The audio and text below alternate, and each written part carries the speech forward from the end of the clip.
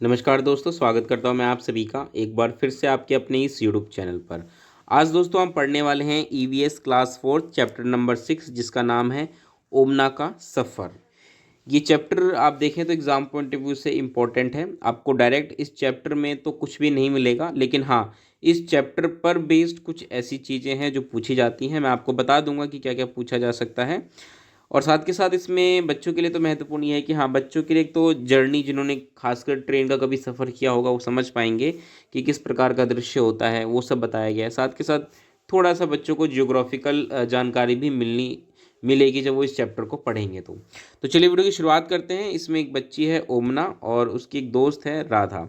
ये दोनों बहुत खुश हैं क्योंकि वो ट्रेन से केरल जा रहे हैं। ध्यान रखिएगा, केरल जा रहे हैं और ये अभी है कहाँ, गुजरात में।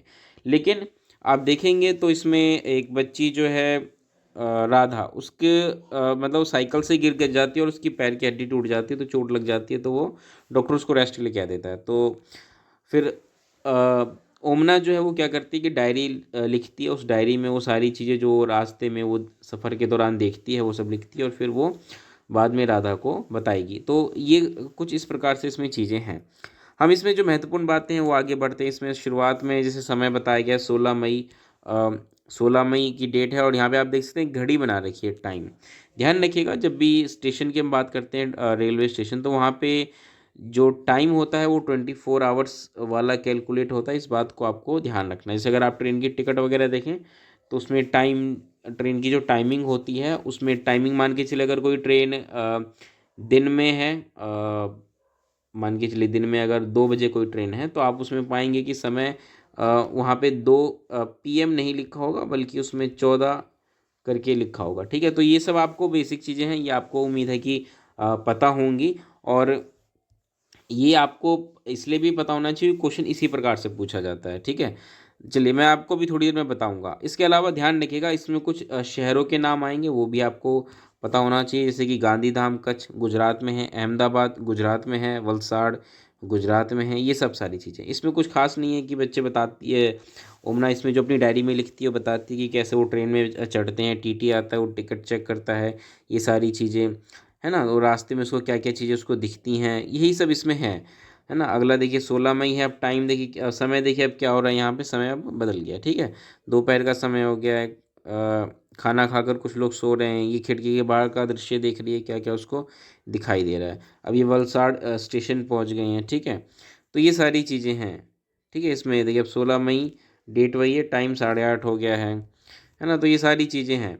ध्यान रखिएगा, गांधी धाम अहमदाबाद वलसाड़ गुजरात में है। कोझीकोड, इसमें कोझीकोड का भी नाम आया है।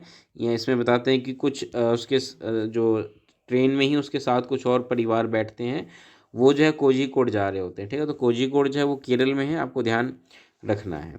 ठीक है, अब यहाँ पे नक्शे की बात है कि बच्चों को नक्शे पर गुजरात और केरल दिखाने से उन्हें ये बात समझ में आसानी से होगी कि सफ़र बहुत लंबा है। लेकिन ये सिर्फ बात इतनी नहीं है। अगर आप बच्चों को ये चीज़ें बता रहे हैं तो आपको ये भी बताना कि आपको पता होना चाहिए कि अहमदाबाद यानी कि गुजरात और से अगर कोई केरल की तरफ जा रहा है तो रास्ते में कौन कौन से महत्वपूर्ण जो शहर हैं वो पड़ेंगे। ठीक है, तो ये नाम आपको पता होने चाहिए। जैसे कि अगर कोई गुजरात से जा रहा है तो पहले तो गुजरात ही होगा, फिर महाराष्ट्र। ठीक है, वो रास्ते में पड़ेगा। इसके अलावा गोवा, ठीक है, कर्नाटक, ठीक है, और आखिर में फिर वो केरल पहुंचेंगे। तो ये सारे शहरों के नाम जो हैं आपको बच्चों को बताने हैं। ठीक है, यहाँ पे ध्यान रखिएगा, टिकट रेलवे स्टेशन पर ticket counter, online railway ticket book करने के तरीकों पर चर्चा करें। और जब क्योंकि यहाँ पे टिकट की बात है तो आपको पता होना चाहिए कि टिकट पे समय किस प्रकार से लिखा होता है, ट्रेन कहाँ से कहाँ जाती है, डिस्टेंस जो होता है वो सारी चीज़ें, है ना, ट्रेन की स्पीड, ये सब चीज़ें। तो जो ये सारे बेसिक कंसेप्ट है जो आपको पता होने चाहिए।